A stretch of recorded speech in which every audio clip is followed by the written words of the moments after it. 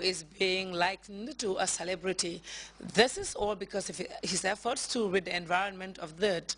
On a daily basis, Omar Jallo collects huge heaps of scrapped metals and plastic containers and sells them to earn his daily bread.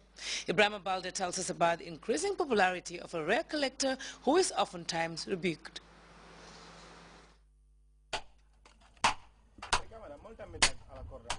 Some call him Oja. His official name, Omar Jallo. He is a simple man trying to live in his native community with great ideas and vision. Seen here at his workshop in Esau, Oja is undoubtedly known for collecting scrap metals and plastic containers lying idle in the streets of Bara and its environs. Having experienced tough times in the past, Omar Jallo invited us to his zone where a huge heap of scrap metals and plastic containers were piled.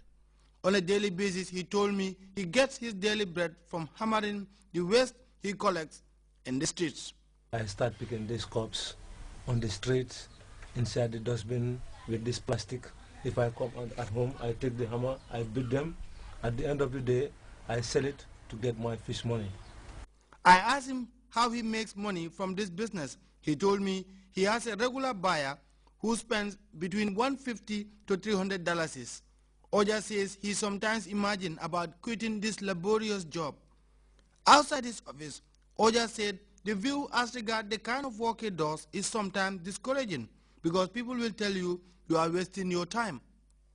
I am working, I am benefiting myself. That's why when I wake up in the morning time, I go and pick the scraps. I come at home, I work them. From working it, I sell it per kilo.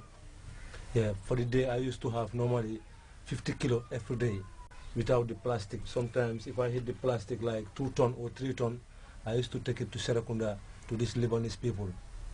If I go, they buy it very cheap price for me, $3 or $5, and the job is very hard.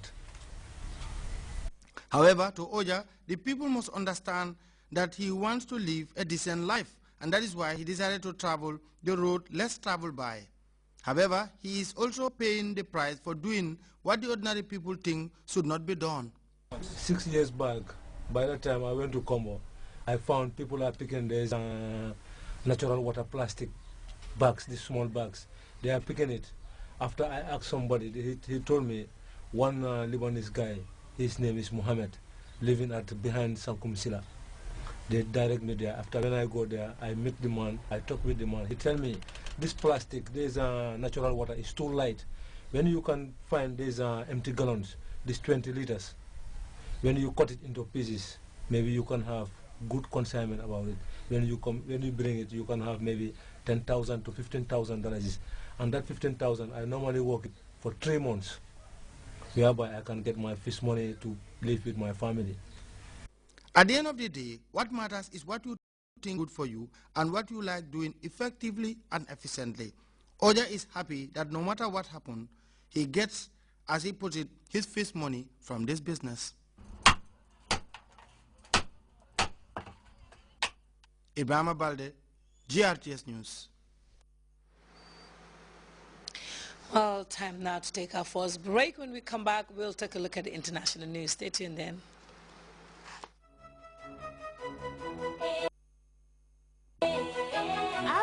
Ghana's leading ICT company, assemblers of mobile phones and computers, is now in the Gambia too. We are happy to bring our services to the people of Gambia and look forward to lasting relationship with the state and its people. Come choose from RG's range of phones and computers and enjoy delightful after-sale service and the confidence of warranties that will keep your devices good as new. Visit RLG at 62 Caraba Avenue, Circular KSMD, opposite the Pipeline Mast, or check out rlggambia.com for more information.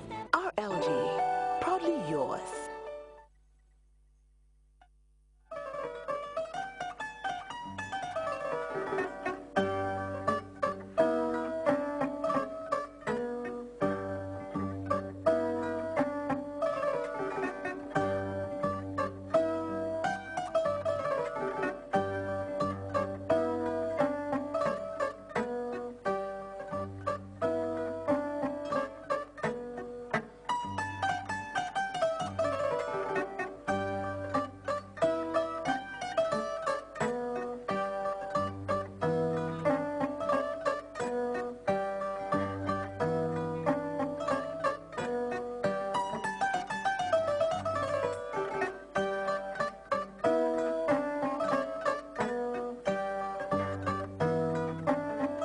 Need to quench your thirst? Then think Yandi, with flavors that are irresistible, whether cola, orange or cocktail. Yandi has it all to make your day feel good.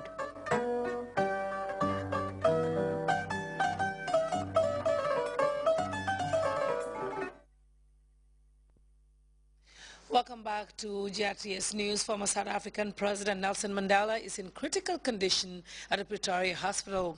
His condition took a turn for the worst over the weekend. He has been in the hospital for just over 2 weeks now with a recurring lung infection.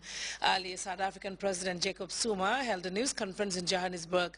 He said that doctors are doing everything possible to try to make Mr. Nelson Mandela comfortable. CNN's Robin Connor has details from Pretoria.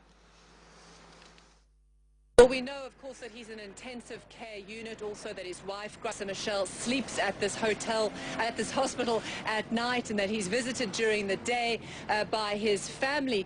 What is also important to note is that outside the hospital, despite the security here at the entrance, there is a growing media contingent. Let me give you a sense of that. So this has essentially got bigger and bigger since that news broke late last night that he was in a critical condition. Crews from around the world flying into South Africa, literally setting up camp outside the hospital.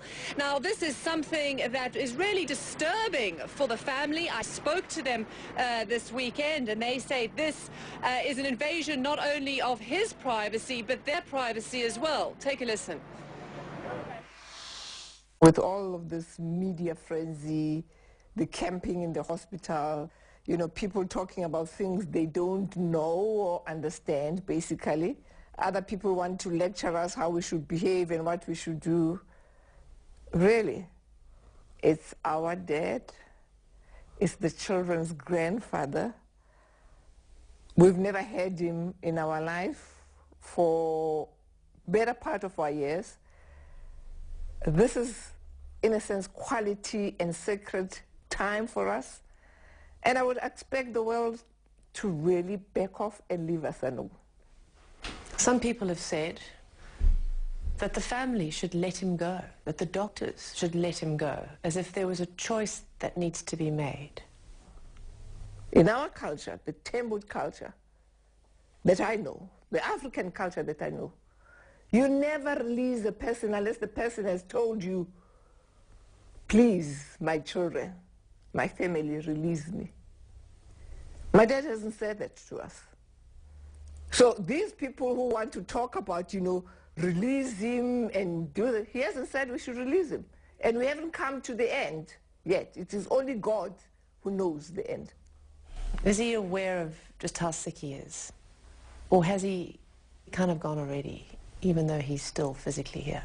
No, I don't think he's gone. He's still there. He still opens his eyes. He's still,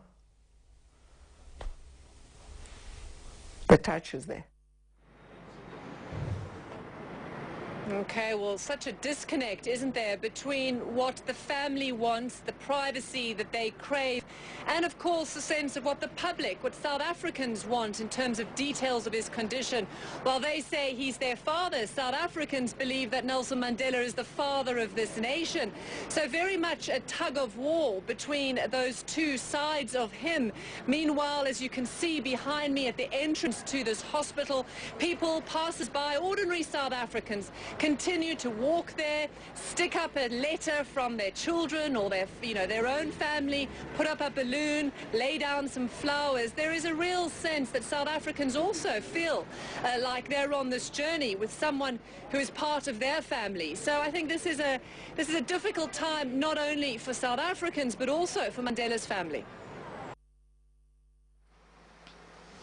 The scene on the streets of Ramallah on Saturday has been one of jubilation as crowds of people partied all night with posters of a Palestinian college student